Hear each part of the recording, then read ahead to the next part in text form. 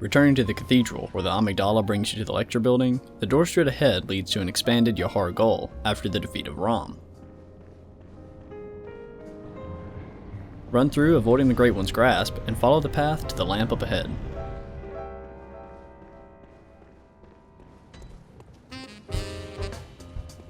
In this area, there are several enemies from earlier parts of the game coated with a type of cursed blood which respawns them upon death.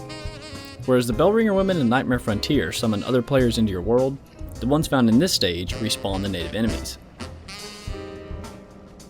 This means the priority for each segment of Yahar'gul will be to find and kill each Bellringer woman so that the enemies die permanently. Rush under the Great One up ahead and pass the Huntsman into the building. Keep left and take the stairs up to the raised platform. The first Bellringer woman is on the far side, and taking her out allows for the Huntsman from earlier to be killed.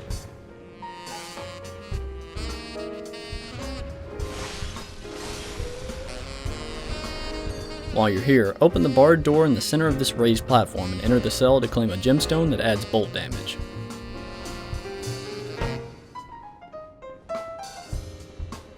Leave the cell and step through the door on the left to leave the building.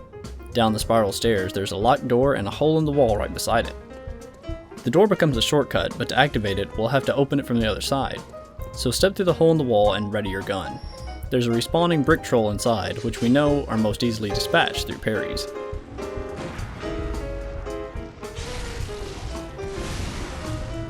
Once it's slain, the countdown begins on when a new one will be summoned in its place, so keep moving down the hall, turning right at the corner.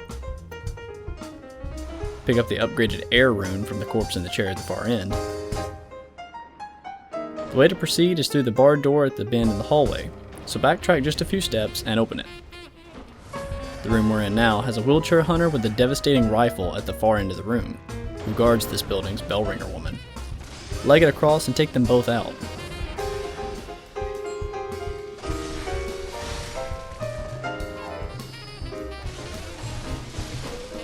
Also, don't forget to open the shortcut door, which is on this side of the room.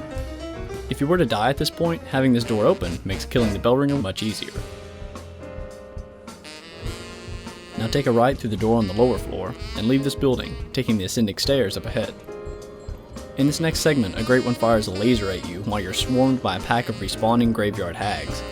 So rather than tackle this right now, go down the rightmost stairs and drop down through the gap in the railing to reach a secret area that holds the next Bellringer woman.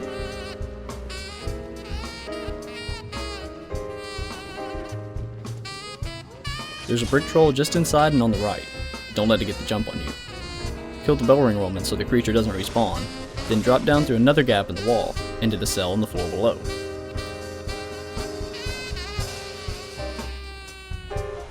This corpse holds the upper cathedral key, which is a mandatory item we'll need to enter the area featured in the next video. Open the gate exiting the cell and kill the brick troll guarding the chest up ahead, but in the process take notice of the wheelchair huntsman on the left. In the chest, Tiny to Nitrous can be obtained, an arcane item that fires a bolt of lightning toward the target.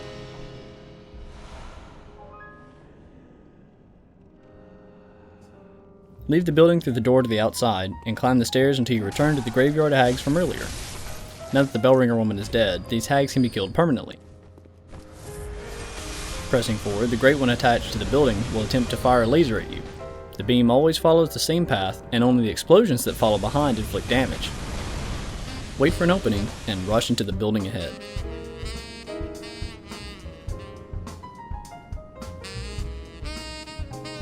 Light the lamp in this room. Through the door on the left, a scurrying beast carrying bloodstone chunks tries to escape.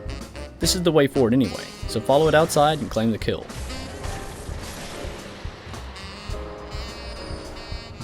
Climb the small set of stairs into this courtyard of sorts, and drop off the end, killing the huntsman with the dropping attack. Then drop down again, killing the two dogs. These enemies respawn, so don't stop now. Hug the wall to the left of the staircase and kill the Bellringer woman hiding in the corner. Taking her out will make the huntsman and brick troll to the right stagger for a bit. So use this to your advantage and kill as many as you can, or use the time to retreat back up the stairs and pull the three one at a time.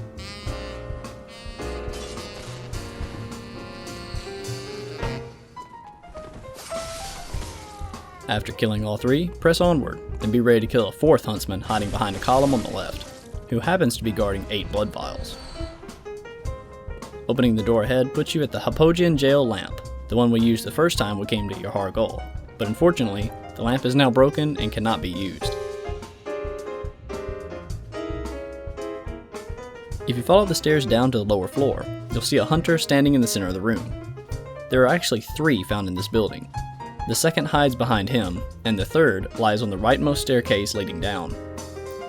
It really isn't possible to get the attention of just one of these hunters, but it is possible to crowd control them. Once you have some hunters following you, run back to the unbroken lamp from earlier, making sure to keep their attention as you do so. This doorway isn't exactly a leash point for them, but they do seem to have difficulty entering the building, so it can separate hunters long enough for you to defeat them one-on-one. This hunter uses the Beast Claw and attacks rapidly. This one uses the Threaded Cane, Rosmarinus, and Tiny Tonitrus. And the one you will probably be least likely to have follow you is the Cannon and Rifle Spear hunter, who hides in the deepest part of the room in Phobia jail. But since these hunters don't respawn, returning to fight him in the Phobia jail after the fact is still a sound strategy. It's also worth mentioning that the lower floors of Phobia jail, down the spiral stairs, have also changed. On the lowest floor, toward the corner where Adela the Nun hides on your first arrival, you'll encounter the Scourge Beast, a reskinned version of the Lycanthropes from the beginning of the game. Examine the corpse of the Snatcher, where Adela was hiding before, to pick up 2 bloodstone chunks.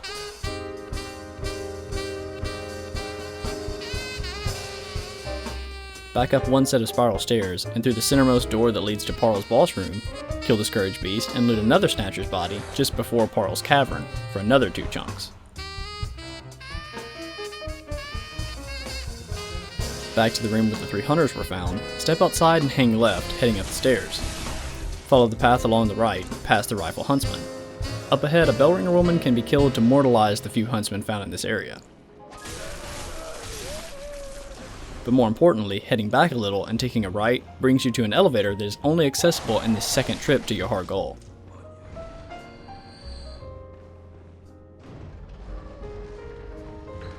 Once reaching the top, kill the huntsman in this courtyard and loot the iron Yahar'gul helm from the corpse leaning against the center marker. The stairs lead back up to the first lamp of the area, which will be one we use when fighting the boss. Return to the Hunter's Dream to replenish your items and spend your echoes if you wish, then descend the stairs and use the elevator once more, this time rolling off the gap in the railing as it goes down to reach a secret area on a roof. Take out the 2 dogs that rush towards you and take notice of the bath that can be interacted with in the nearby house. Before activating it, descend the stairs and take out the Scurrying Beast. At the bottom of the stairs, a Scourge Beast guards a final bloodstone chunk.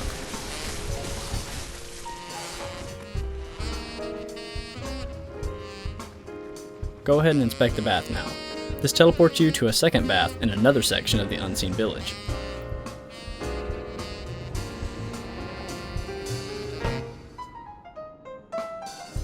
When you spawn, step through the doorway ahead and kill the Bellringer woman across the stone bridge.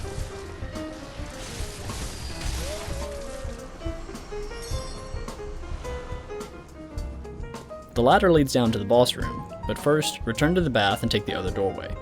There's another Scourge Beast found here, and 6 blood vials to be picked up from a corpse.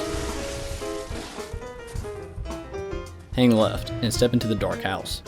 Descend the staircase, killing the huntsman on the way down, and the Scourge Beast at the bottom. This awards you a powerful blood gemstone.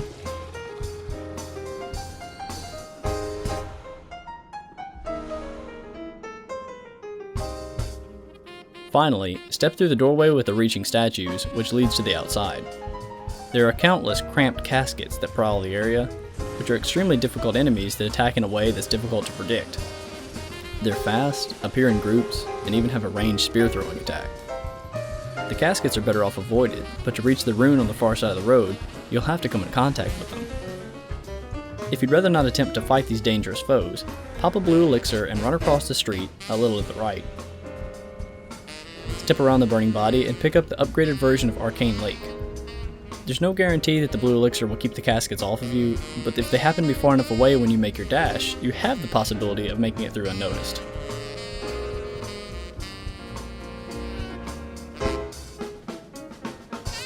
Now only the boss of this dreadful place remains. So head back up the stairs of the darkened house, past the bathroom earlier, and down the ladder where the bellringer woman was found. Drop off the roof and follow the street through the archway to trigger the fight with the one Reborn.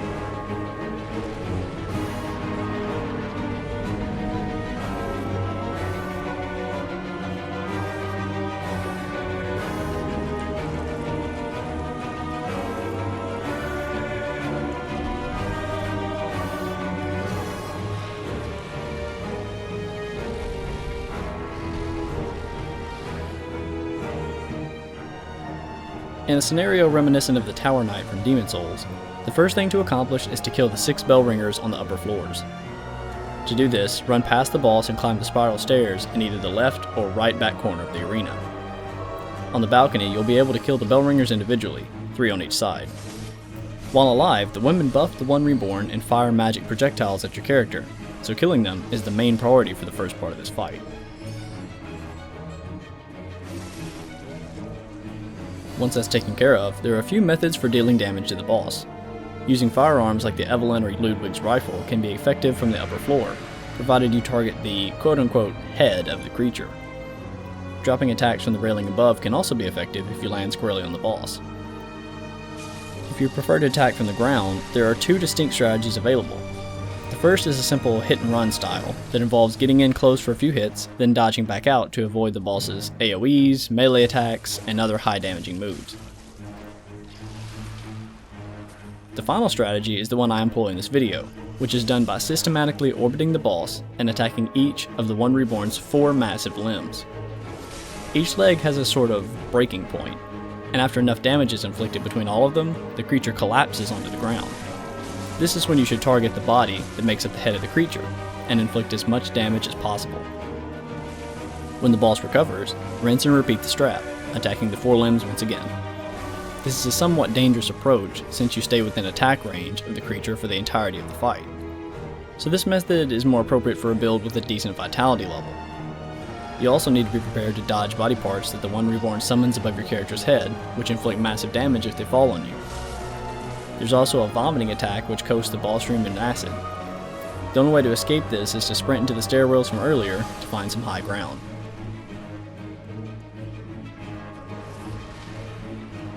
The one Reborn is strong against physical and arcane, but somewhat weaker against fire and bolt damage, so if you have any paper, it can be put to good use in this fight.